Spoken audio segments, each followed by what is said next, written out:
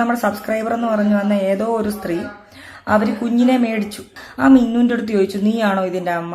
അമ്മ ആരാന്ന് പറയാണ്ട് കുട്ടീനെ തരില്ല എന്ന് പറഞ്ഞു. കൊച്ചു പേടിച്ചിട്ട് കരയാൻ തുടങ്ങി. നൻപകളെ, ഞങ്ങൾ ഇങ്ങനെയൊക്കെയാന്ന് പറയുന്ന യൂട്യൂബ് ചാനലിലെ ദീപ്തി സേതുത്തോടിന്റെ കല്യാണം കഴിഞ്ഞതിനെ തുടർന്നിട്ട് നമ്മൾ കഴിഞ്ഞ ദിവസമാണെങ്കിൽ ഒരു വീഡിയോ റിയാക്ട് ചെയ്തിട്ടുണ്ടായിരുന്നു. അതായത് ഇവരുടെ കമന്റ് ബോക്സിൽ പോയിട്ട് നിരന്തരം ഈ മാസീവായിട്ട് ഈ നെഗറ്റിവിറ്റി ഒക്കെ സ്പ്രെഡ് ചെയ്ത് നമ്മുടെ റാണിയൊക്കെ പോലുള്ള ആളുകളൊക്കെ റിയാക്ട് ചെയ്ത് നമ്മളൊരു വീഡിയോ ഇട്ടുണ്ടായിരുന്നു. ഇപ്പം ഈ നെഗറ്റിവിറ്റി ഒക്കെ സ്പ്രെഡ് ചെയ്തുകൊണ്ട് വന്നിട്ടുള്ള ആളുകൾക്കൊക്കെ എതിരെ ഒരു പ്രതികരണമായിട്ട് ദീപ്തി സേതുത്തോട് ലാസ്റ്റ് ആയിട്ട് ആ ഒരു ചേച്ചി ഒരു വീഡിയോ ഇട്ടുണ്ടായിരുന്നു. ആൻഡ് അത് മാത്രമല്ല, ഈ കല്യാണത്തിന്റെ വിഷ്വൽസിന്റെ ഇടയിൽ നമ്മൾ കാണാതെ പോയ ചില കാര്യങ്ങൾ കൂടി അതിനകത്ത് പുള്ളിക്കാരി പറയുന്നുണ്ട്. അതായത് ചേച്ചിയുടെ കയ്യിലിരിക്കുന്ന ഈ ഒരു കുഞ്ഞിനെ ആണെങ്കിൽ മറ്റൊരാൾ വാങ്ങിച്ചിട്ട് തിരിച്ചു കൊടുക്കാത്ത രീതിയിലുള്ള കുറച്ച് സംഭവ വികാസങ്ങൾ കൂടി അവിടെ നടന്നിട്ടുണ്ടായിരുന്നു. ഓക്കെ, ആൻഡ് ഇതിന് ശേഷമാണ് നമ്മുടെ റാണി പി സദാശിവനല്ലേ കഴിഞ്ഞ ദിവസം ഇത്രയും നെഗറ്റീവ് കമന്റ് സാധനങ്ങൾക്ക് അടിച്ചിട്ടേക്കുന്ന നമ്മുടെ റാണിയൊക്കെ, പക്ഷെ നല്ലൊരു കുലസ്ത്രീ ആയിട്ട് വന്നൊരു കമന്റ് കൂടെ ഇട്ടേക്കുന്ന ഒരു സംഭവം ഉണ്ട്. അതൊക്കെ നമുക്ക് ഇതിനകത്ത് വയ്ക്കാം. എന്തായാലും പുള്ളിക്കാരി പറയുന്ന കാര്യങ്ങൾ ഞാൻ ഇങ്ങോട്ട് പ്ലേ ചെയ്യാം. ഒരുപാട് ഓൺലൈൻ മീഡിയകൾ ഉണ്ടായിരുന്നു. നമ്മൾ നേരത്തെ പറഞ്ഞിട്ടുണ്ട് ആരോട് വരരുതെന്നൊക്കെ. പക്ഷെ ഒരുപാട് പേര് വന്നു.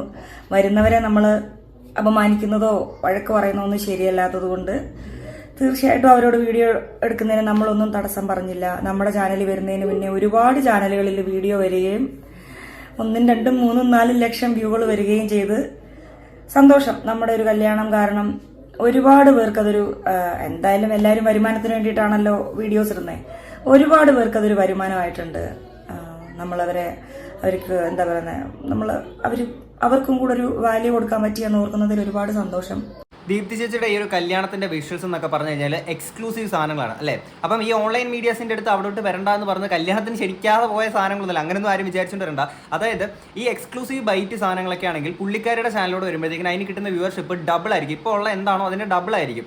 ഓക്കെ, അപ്പം ഈ ബാക്കിയുള്ള ഓൺലൈൻ മീഡിയാസ് വന്നിട്ട് ഈ എക്സ്ക്ലൂസീവ് സാധനങ്ങളൊക്കെ ആണെങ്കിൽ ഷൂട്ട് ചെയ്തുകൊണ്ട് പോകുമ്പോഴത്തേക്കിന് ഇവർക്ക് കിട്ടേണ്ടുന്ന വ്യൂവർഷിപ്പ് കൂടെ അവരിലോട്ട് പോകുന്നത് ഇതിങ്ങനെ സ്പ്ലിറ്റ് ആയിട്ട് പോകണം. ആ ഒരു വ്യൂവർഷിപ്പ് ഒരു ചാനലിൽ മാത്രം ഇവരുടെ മാത്രം എക്സ്ക്ലൂസീവ് ആയിട്ടുള്ള സാധനമാണ്. അത് വേറൊരാൾ വന്നിട്ട് അത് എടുക്കണോ വേണ്ടോ എന്നൊക്കെ ഇവർക്ക് തീരുമാനിക്കാം. എന്നിട്ടും ഇവരുടെ സമ്മതമില്ലാതെ ഓൺലൈൻ മീഡിയാസ് അവിടെ വന്നപ്പോൾ പോലും അവരതിലൂടെ ഒരു വരുമാനം ഉണ്ടാക്കിക്കോട്ടെ, അതിൽ സന്തോഷം മാത്രമേ ഉള്ളൂ എന്നുള്ളതിലേക്ക് പുള്ളിക്കാരി പിന്നീട് ആ സാധനത്തെ സ്വിച്ച് ചെയ്ത് ചിന്തിച്ചത് വളരെ നല്ലൊരു കാര്യം തന്നെയാണ്. കാര്യം ചില സെലിബ്രിറ്റീസ് ഈ പറയുന്ന പോലെ ഓൺലൈൻ മീഡിയാസിനെ കയറ്റരുത് എന്ന് പറഞ്ഞു കഴിഞ്ഞാൽ പിന്നെ അവിടെ വന്നിട്ട് ചില പ്രശ്നങ്ങൾ ഉണ്ടാക്കുന്ന ചില ടീംസ് കാര്യങ്ങളൊക്കെ ഉണ്ട്. അവിടെ നിന്ന് ഓൺലൈൻ മീഡിയാസിന്റെ ഭാഗത്തുനിന്ന് മിസ്റ്റേക്ക് വരുന്ന സാധനങ്ങളുണ്ട്. അതേപോലെ തന്നെ ഇത് ഏത് ഫംഗ്ഷനാണ് വരുന്നത് അവർ വളരെ മോശമായിട്ട് പെരുമാറുന്ന കാര്യങ്ങളൊക്കെ സംഭവിക്കാറുണ്ട്. അവിടെ ഈ പുള്ളിക്കാരി ചെയ്തേക്കുന്ന എത്രത്തോളം അടിപൊളിയായിട്ടുള്ള കാര്യമാണ് അല്ലെ. പുള്ളിക്കാരിയുടെ ഇപ്പം പുള്ളിക്കാരിക്ക് ഇപ്പം ചാനലിലൂടെ കിട്ടുന്ന വ്യൂവർഷിപ്പിന്റെ ഡബിളോ ട്രിപ്പിളോ കിട്ടേണ്ടതാണ്. ഓക്കെ, ആ സാധനം ഓൺലൈൻ മീഡിയാസ് വന്നതുകൊണ്ടാണ് അത് സ്പ്ലിറ്റ് ആയിട്ട് പോയത്. ഈ മനസ്സൊന്നും ഈ പറയുന്ന നമ്മുടെ റാണിയക്കനെ പോലുള്ള ടീംസിനൊന്നും മനസ്സിലാക്കാൻ പറ്റില്ല. ഓക്കെ, ആ ഒരു മനസ്കത അല്ലെങ്കിൽ ആ ഒരു മഹാമനസ്കത ഒന്നും നിങ്ങൾക്ക് ആർക്കും മനസ്സിലാക്കാൻ പറ്റില്ല. ഇനി പുള്ളിക്കാരി പറയുന്ന വേറെ കുറച്ച് കാര്യങ്ങൾ ഇങ്ങോട്ട് നമുക്ക്. എനിക്ക് ഇഷ്ടപ്പെടാണ്ട് പോയ ഒരേ ഒരു കാര്യം, ഇഷ്ടപ്പെടാനെന്നല്ല, എനിക്കത് ഉൾക്കൊള്ളാൻ തീരെ പറ്റിയിട്ടില്ല. ഇതിൽ ഇൻവോൾവ് ആയ വ്യക്തി ആരാണെങ്കിലും പിന്നെ സ്വന്തമായിട്ട് ഒന്നുകൂടെ ഒന്ന് ആലോചിച്ചിട്ട് നിങ്ങൾ എന്തെങ്കിലും പിന്നെ എനിക്ക് വാക്കുകൾ കിട്ടുന്നില്ല പറയാൻ. അതായത് നിങ്ങൾ എന്നെങ്കിലുമേ എൻ്റെ കോച്ചിനോട് വന്നൊന്ന് മാപ്പ് പറയുന്നതായിരിക്കും നിങ്ങൾക്ക് നല്ലത്. കാരണം ഇത് ചെയ്തത് വളരെ മോശം കാര്യമായിപ്പോയി. ഇതൊരു പർട്ടിക്കുലർ വ്യക്തിയുടെ അടുത്ത് പറഞ്ഞേക്കുന്ന ഒരു കാര്യമാണ്. ആൻഡ് ആ ഒരു വിഷയത്തിലോട്ട് വരാം. നമുക്ക് അതിന് മുന്നേ ആയിട്ട് ഇവരുടെ ഒരു കല്യാണത്തിന്റെ ടൈമിലാണെങ്കിൽ ഇവരെ രണ്ടുപേരെയും പറയുന്നത് ഒരു സൈഡിൽ നമുക്ക് മാറ്റി എടുത്ത് കഴിഞ്ഞാൽ ഈ കുഞ്ഞിന്റെ നേരെ പോയേക്കുന്ന കുറേ അറ്റാക്ക് കാര്യങ്ങളൊക്കെ ഉണ്ട്. മെയിൻലി നമ്മുടെ ഈ റാണിയൊക്കെ തിങ്സ് ഉണ്ടല്ലോ, അത് തന്നെ റാണിയൊക്കെ കുറച്ച് ടീംസ് കൂടെ വന്നിട്ടുണ്ടായിരുന്നു. റാണിയൊക്കെ മാത്രമല്ല നെഗറ്റീവ് കമന്റ്സ് ഇട്ടുകൊണ്ട് വന്നിരിക്കുന്നത്. അപ്പോൾ അത്തരം ടീംസ് ഒക്കെ വന്നിട്ടാണെങ്കിൽ കുഞ്ഞിനായിട്ട് ഈ കല്യാണത്തിന്റെ ഇടയിലാണോ കുഞ്ഞിനെ വിളിച്ചുകൊണ്ട് പോകുന്നത്, അല്ലെങ്കിൽ കുഞ്ഞൊരു ബാധ്യതയാണെന്നുള്ള ഇതിലൊക്കെ പറഞ്ഞുകൊണ്ട് കുറേ സാധനം അടിച്ചു വിട്ടിട്ടുണ്ടല്ലോ. എങ്ങനെയാണ് നിങ്ങൾക്ക് ഇത് പറ്റുന്നത് എന്നുള്ളത് അറിയത്തില്ല. ഓക്കെ, ആൻഡ് കുറേ ആൾക്കാർ ഈ പറയുന്ന കുഞ്ഞ് അതിനിടയ്ക്ക് ചോദിച്ചിട്ടാണെങ്കിൽ ഒരാൾ തിരിഞ്ഞു പോലും നോക്കുന്നില്ല, കുഞ്ഞിനെ ആരും മൈൻഡ് ചെയ്തില്ല എന്നൊക്കെ പറയുമ്പോൾ നിങ്ങൾ ആ ഒരു ബൈറ്റിനകത്ത് കാണുന്ന 2-3 മിനിറ്റ് അല്ലെങ്കിൽ ഒരു 10-15 മിനിറ്റ് വീഡിയോസ് മാത്രമേ നിങ്ങൾ കാണുന്നുള്ളൂ. അതിൻ്റെ ഇടയ്ക്ക് അല്ലെങ്കിൽ അത് കഴിഞ്ഞിട്ടോ അതിന് മുന്നേ ആയിട്ട് എന്തൊക്കെയാണ് അവിടെ സംഭവിക്കുന്നത് എന്നുള്ളത് നിങ്ങൾ ആരും അറിയുന്നില്ല. ഓക്കെ, ആ കുഞ്ഞിനെ വരെ വെച്ച് പറഞ്ഞിട്ടുള്ളത്. അപ്പോൾ ആ ഒരു കുഞ്ഞ് ആരുടെ അല്ലെങ്കിൽ കുഞ്ഞിൻ്റെ അമ്മ എന്ത് എന്നൊക്കെ പറഞ്ഞുകൊണ്ട് നിരന്തരം ആ ഒരു സാധനത്തിലൂടെ ഒരു മറുപടി പുള്ളിക്കാരി തരുന്നുണ്ട്. അത് ഞാൻ ഇങ്ങോട്ട് വെക്കാം. അതായത് അറിയാലോ, നമ്മുടെ കിളിക്കുഞ്ഞ് എൻ്റെ ഇന്നു എൻ്റെ ഉണ്ടപ്പൻ, അവൻ്റെ അമ്മയ്ക്ക് എന്താ പ്രശ്നമെന്നും നമ്മൾ വീഡിയോയിൽ കാണിക്കാൻ പറ്റുന്ന വ്യക്തിയല്ലെന്നും എല്ലാ കാര്യവും കൃത്യമായിട്ട് ഞാൻ നിങ്ങൾക്കൊക്കെ പറഞ്ഞു തന്നിട്ടുണ്ട്. അതറിയാവുന്ന ആൾക്കാരുമുണ്ട്. നമ്മുടെ അമ്മുവിൻ്റെ കൂട്ടുകാരിക്ക് യൂട്യൂബ് ചാനലൊക്കെ ഉള്ള ഒരു കൂട്ടുകാരിയുണ്ട്, ആതിരേൻ്റെ അനിയത്തിയാണ് മിന്നുവിൻ്റെ ആയിരുന്നു കൂടുതൽ സമയവും ഇന്ന് കുഞ്ഞ്. അതായത് നമ്മുടെ ഉണ്ടപ്പൻ അല്ലെങ്കിൽ എൻ്റെ കിളിക്കുഞ്ഞ്, അവൻ്റെ അമ്മ അവനും ചില കേസും കാര്യങ്ങളുമായിട്ട് ബന്ധപ്പെട്ട് എറണാകുളത്ത് തന്നെയാണ് ഇപ്പം നിൽക്കുന്നത്. എറണാകുളത്ത് എവിടെയാണ് നിൽക്കുന്നതെന്ന് വെച്ചാൽ കണ്ണൂരമ്മുവിൻ്റെ വീടില്ലേ എറണാകുളത്തെ, അവിടെയാണ് നിൽക്കുന്നത്. അത്യാവശ്യം വലിയ വീടാണ്, അവൾ താമസിക്കുന്ന വീട് വലിയ വീടാണ്. അപ്പോൾ അവിടെയാണ് അവരുള്ളത്. അപ്പോൾ അവൾ അവിടെയാണ് ഇപ്പോൾ സ്റ്റേ ചെയ്യുന്നത്. അവളുടെ ബാക്കി കാര്യങ്ങളും എല്ലാം അവിടെ നിന്ന് നടക്കുന്നുണ്ട്. കുട്ടി പരമാവധി ഞാൻ നോക്കുന്നുണ്ട്, അവിടെ തന്നെ നിർത്തി പരമാവധി അതിൻ്റെ അമ്മേൻ്റെ സ്നേഹം കൂടെ കിട്ടുന്ന പോലെ അവർക്ക് രണ്ടുപേർക്കും പ്രശ്നം വരാണ്ടിരിക്കുന്ന പോലെ. അപ്പം അമ്മുമായിട്ട് നല്ല അറ്റാച്ച്ഡാണ്. അമ്മു കണ്ണൂരായിരുന്നപ്പോഴും അവർ എറണാകുളത്ത് തന്നെയായിരുന്നു ഉണ്ടായിരുന്നത്.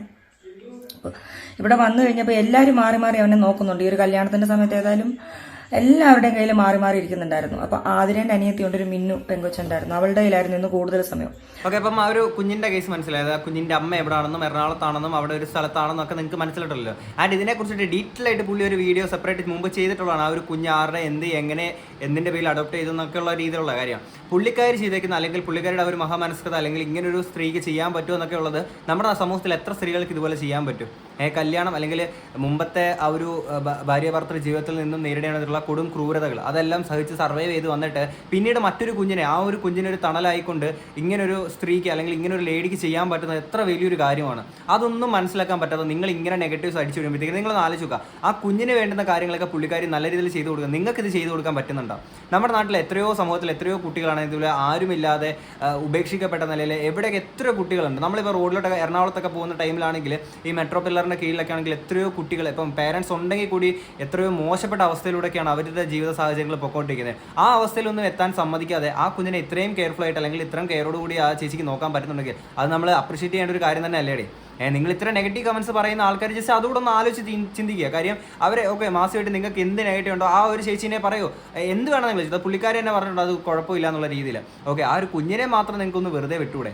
ഓക്കെ, ഇനി ഇത് കഴിഞ്ഞ ദിവസം കല്യാണത്തിനിടയ്ക്ക് നടന്നൊരു കാര്യം കൂടാണ് പുള്ളിക്കാരി പറഞ്ഞത്, ഈ കുഞ്ഞിനെ എടുത്തുകൊണ്ട് പോകാൻ നിന്നൊരാളുടെ കാര്യം. അപ്പൊ നമ്മുടെ സബ്സ്ക്രൈബർ എന്ന് പറഞ്ഞു വന്ന ഏതോ ഒരു സ്ത്രീ അവർ കുഞ്ഞിനെ മേടിച്ച് ഇങ്ങനെ സ്നേഹിക്കാൻ വേണ്ടിയിട്ട്, അയ്യോ നമ്മുടെ കുഞ്ഞല്ലേ എന്ന് പറഞ്ഞ് മേടിച്ച് കയ്യിൽ വെച്ചിട്ട് ആ മിന്നുവിൻ്റെ അടുത്ത് ചോദിച്ചു, നീയാണോ ഇതിൻ്റെ അമ്മ എന്ന് ചോദിച്ചപ്പോൾ അവൾ അല്ല പറഞ്ഞു. അപ്പോൾ പറഞ്ഞു അമ്മ ആരാന്ന് പറയാണ്ട് കുട്ടീനെ തരില്ല എന്ന് പറഞ്ഞു. ഇവർ നിരന്തരം ചോദിക്കുന്നു, കൊച്ചു പേടിച്ചിട്ട് കരയാൻ തുടങ്ങി. അപ്പോൾ അവൾ പറയുന്നുണ്ട് കുഞ്ഞ് പാല് കുടിക്കാൻ വേണ്ടിയിട്ടാണ് കരയുന്നത്, പാല് കുടിക്കാൻ വേണ്ടിയിട്ട് അവൻ കരഞ്ഞോണ്ടിരിക്കുകയെന്ന്. എന്നിട്ട് പോലും അവർ കൊടുക്കാൻ തയ്യാറല്ലായിരുന്നു. അവസാനം അവൾ പറഞ്ഞു ഞാൻ തന്നെ അതിൻ്റെ അമ്മയെന്ന്. കൊച്ചിൻ്റെ പ്രായം എന്താന്നൊക്കെ പുറത്ത് ഞാൻ പറയുന്നില്ല. അങ്ങനെ പറഞ്ഞ് മേടിക്കേണ്ടി വന്നിട്ടുണ്ടായിരുന്നു. ഞാൻ വളരെ വൈകിയാണ് ഈ കാര്യം അറിയുന്നത്. എന്നെ ഇടയ്ക്ക് വന്ന് ആരും ബുദ്ധിമുട്ടിച്ചില്ല ഈ കാര്യമൊന്നും പറഞ്ഞിട്ട്. അപ്പോഴത്തേക്ക് എനിക്ക് ആൾ ആരാണെന്ന് അറിയത്തില്ല. ഒരു പക്ഷേ നമ്മൾ വീഡിയോയിൽ റെക്കോർഡ് ചെയ്ത വീഡിയോയിൽ നോക്കിയാൽ പിന്നീട് നന്നായിട്ട് അറിയാൻ പറ്റുമായിരിക്കും ആരാന്നുള്ള കാര്യം. അതൊക്കെ വഴിയെ നമുക്ക് കണ്ടുപിടിക്കും. പക്ഷെ ചെയ്തത് വളരെ മോശം കാര്യമായിപ്പോയി. ഇത്രയ്ക്ക് ഇപ്പം നിങ്ങൾ കൊച്ചിൻ്റെ അമ്മേനെ അറിഞ്ഞിട്ട് എന്ത് കാര്യത്തിനാണ്? ഓൺലൈൻ മീഡിയ ഒന്നുമല്ല, ഒരു വ്യക്തിയാണ്. അതിന് സ്വന്തമായ ഒരു യൂട്യൂബ് ചാനൽ തുടങ്ങിയിട്ട് ഇനി അതിലൊരു വൈറൽ കണ്ടന്റിന് വേണ്ടിയിട്ടാണെന്നുള്ള ഇന്നലെ കാണിച്ച വളരെ വൃത്തികെട്ട കാര്യമായി.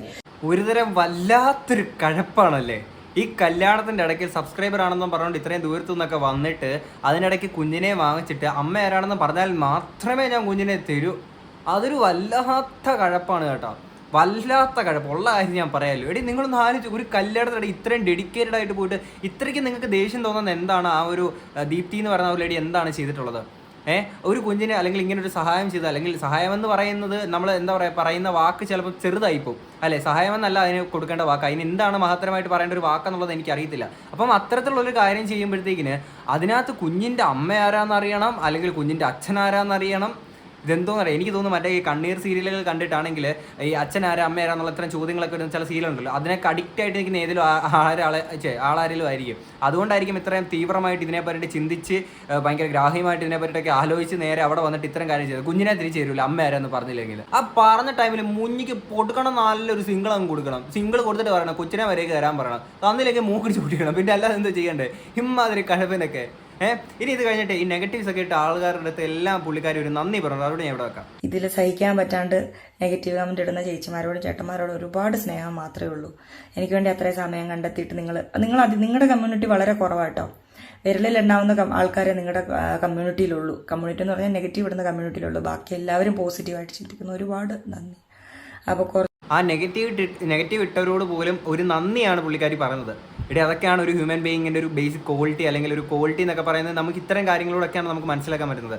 അപ്പം ആ ഒരു ശേഷി നിങ്ങൾ ഇത്ര കുഞ്ഞിനെ വരെ പറഞ്ഞിട്ട് ഇത്തരം രീതിയിൽ ചെയ്തിട്ട് പോലും നിങ്ങൾ ഓക്കെ നെഗറ്റീവ് കമൻറ്റ്സ് ഇട്ടതിന് നിങ്ങൾക്ക് നന്ദി എന്ന് പറഞ്ഞിട്ടുണ്ടെങ്കിൽ ആ ഒരു ലീഡറുടെ ഒരു ക്വാളിറ്റി അല്ലേ. ആ ക്വാളിറ്റിയെങ്കിലും നിങ്ങൾ ഈ നെഗറ്റീവ് കമൻറ്റ്സ് ഇടുന്ന ആളുകൾ മനസ്സിലാക്കണ്ടേ. നിങ്ങളിപ്പോഴും ഒരാൾ ഓക്കെ നിങ്ങൾ എന്തും ആയിക്കോട്ടെ, ഒരാൾ ചെയ്യുന്നൊരു നല്ല കാര്യമാണെങ്കിൽ നല്ലതെന്ന് പറഞ്ഞുകൂടെ?